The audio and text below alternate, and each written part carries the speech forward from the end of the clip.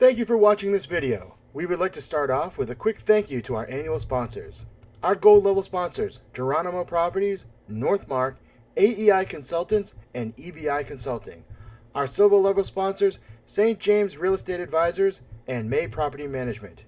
We would also like to mention our charitable partner for 2022, New View Communities, a CDC organization promoting affordable housing in central Massachusetts. To find out how you can become a sponsor of the New England CCIM chapter or to learn more about New View Communities, please feel free to visit our websites. There will be links in the description below. Greetings on behalf of the New England CCIM chapter. I am Michael Chase, chapter president for 2022. Today is the fifth video for 2022 in our CCIM expert series. We are very pleased to be joined by Jeremy Cyrier, the president and commercial real estate advisor with MANSARD. Jeremy is a CCIM designee, a certified instructor for the CCIM Institute, a past president of the New England CCIM chapter, and a current board member for the chapter.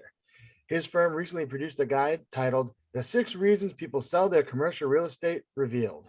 A link to the report will be included in the description below. Jeremy joins us today to share some of his thoughts and observations. So why don't we kick off, Jeremy, with a quick introduction? Would you mind telling us a little bit about yourself? Well, I can tell you that I've been in the business for 20 years, Michael, and it's only in the last couple of years that I actually asked myself the question, why do people actually sell their properties? I mean, we get asked this question all the time, and I think most brokers do. Well, why are they selling? So we sat down and started thinking about this, and we said, there are actually more than one reason. There's more than one reason why people sell. And sat back, surveyed the multitude of transactions we've been involved with, and distilled down to essentially 6 things that we see repeatedly in the market for why people decide to sell their property. And so we put this together. And in fact, I'll tell you, we use this in our company to figure out whether people really are going to sell their property or not. Because there are a lot of people who tell you that, hey, if this happens, and if this happens, then maybe I would, do something. So our job here is to produce real sellers for the market so that we can put them together with the right buyer who's going to pay them the right price, and they can execute with confidence. So we put our list together, and I've published it in this report to share it, essentially to help others understand from our experience what we tend to see repeatedly in the market. Great. So in your guide, as you mentioned, there are 6 reasons for savvy investors to know when it's time to sell. Is there a particular reason or 2 that you find comes up most often? Yeah, totally. So we actually track this, Michael. So in our sales data, I have a chart, and the chart populates based on every transaction we do, because in that transaction, we'll track the reason why the person sold the property. And I'll tell you that the number 1 reason why people decide to sell, and this won't come as a surprise, is they feel like they've grown the property to its full potential. Interesting. Yeah. Okay. Yeah, it's kind of a funny thing, because if you think about it, the owner who's decided to sell feels like they've grown it to the full potential. The buyer wants to grow it to its full potential. And they both have 2 different ideas of what full potential means. Sure.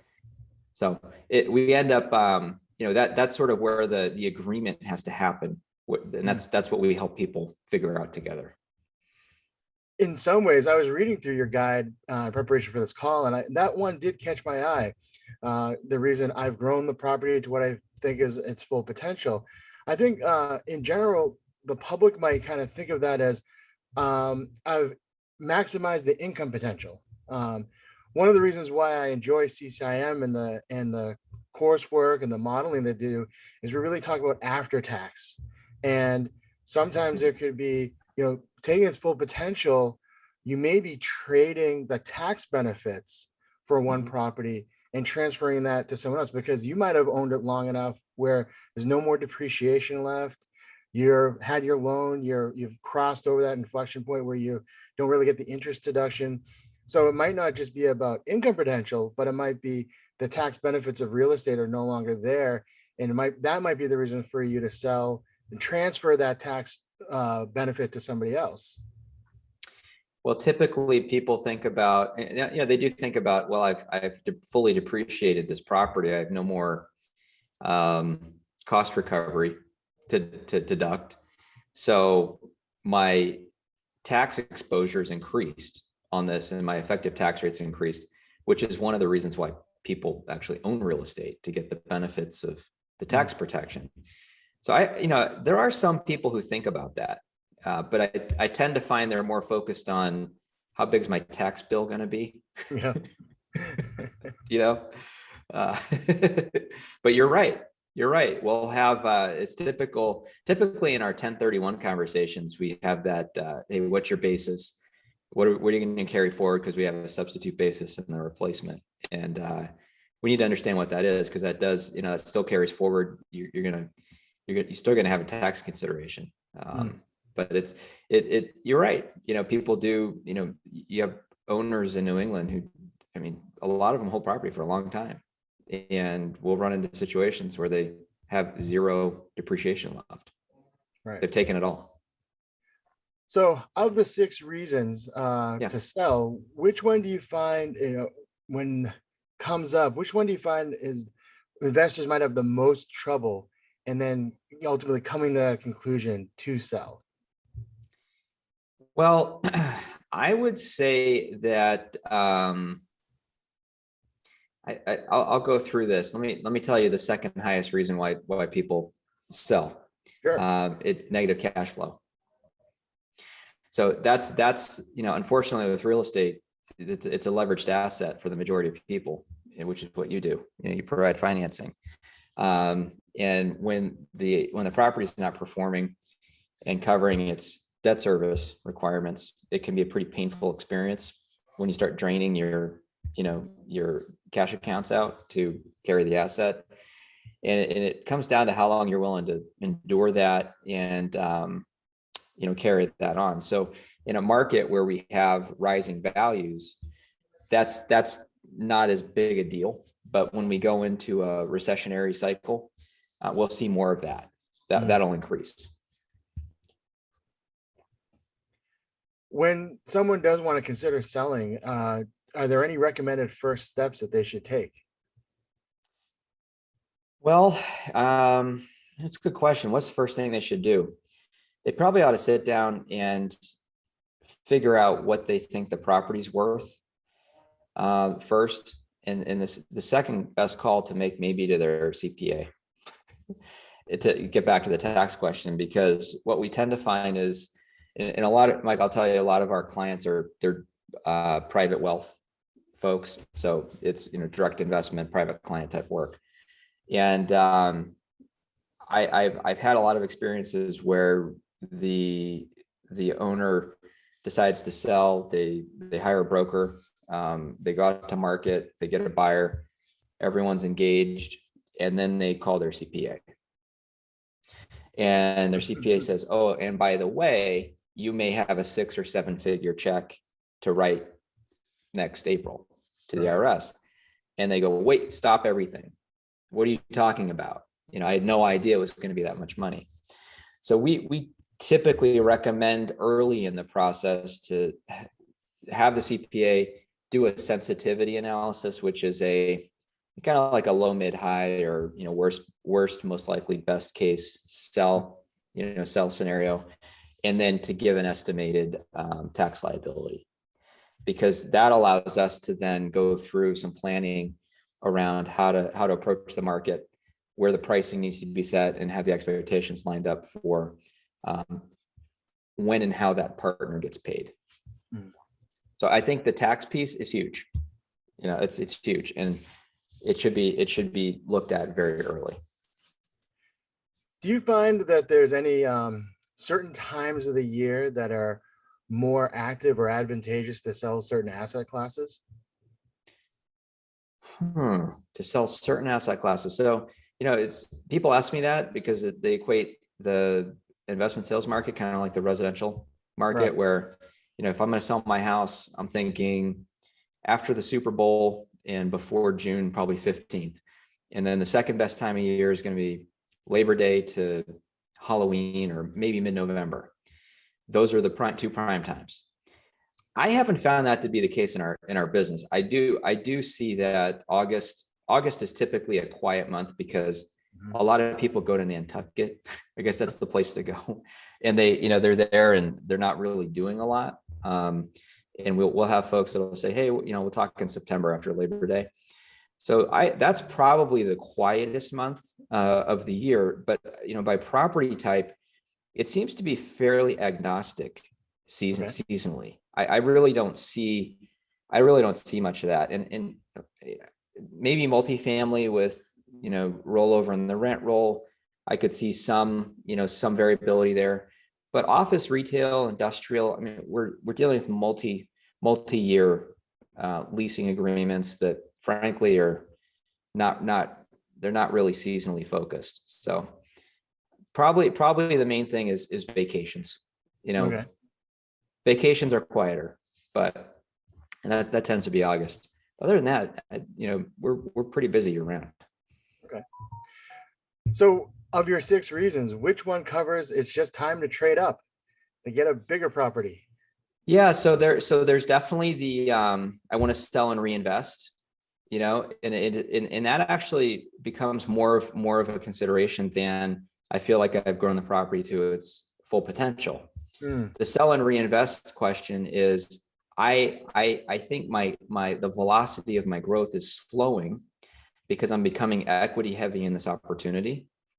I've paid down my debt. I have a lot of equity in what a lot of folks don't always do is look at their return on equity for their investments that they hold. So what I mean by that is if you bought a building for $1 million 10 years ago, and let's say you could sell it for $10 million today, a lot of people tend to look at their cash flow that they're getting off of that property they look at it over $1 million because that's what they invested.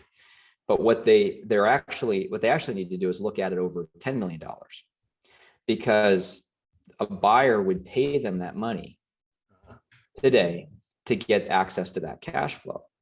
So if you had that, when you look at that, you say, well, if I'm generating that cash flow over 9 million in equity versus over $1 million in equity, my return on equity percentage-wise is slowing dramatically, and it's time for me to reposition that equity into another investment that's going to allow me to increase the growth and increase the velocity of cash flow coming off the equity. So that is, that we did one of these last year. We had a client, we sold 3 multi-tenant retail properties for him, probably about, we're probably in, maybe $13-15 million worth of product. He's now rolled up into $45-50 million worth of product. So really upgraded his tenant base. He's got grocery anchored centers now with great credit, and sold off the stuff with the pizza and the chiropractors and the that what I mean, mom and pop type stuff. So that's sitting down and really understanding what your equity position is and looking at the cash flow over the equity is that's the one that really drives that piece. I have the opportunity to reinvest and grow at a faster rate than just holding what I have. So if someone is looking to sell a property in 2022, is there anything in particular that you're advising those clients on for this year? I know last year there was some thoughts, well, gee, are there new tax laws that are going to come in and impact me, with the stimulus packages and such? Many of them didn't come to pass, but is there anything on the horizon for this year that potential sellers should be aware of? Well, the first thing is, don't expect 22 to be the same year as 21. 21 was a hyperactive year.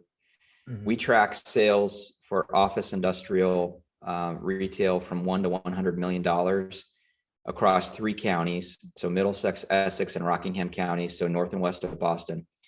There were 839 deals that traded last year. Okay.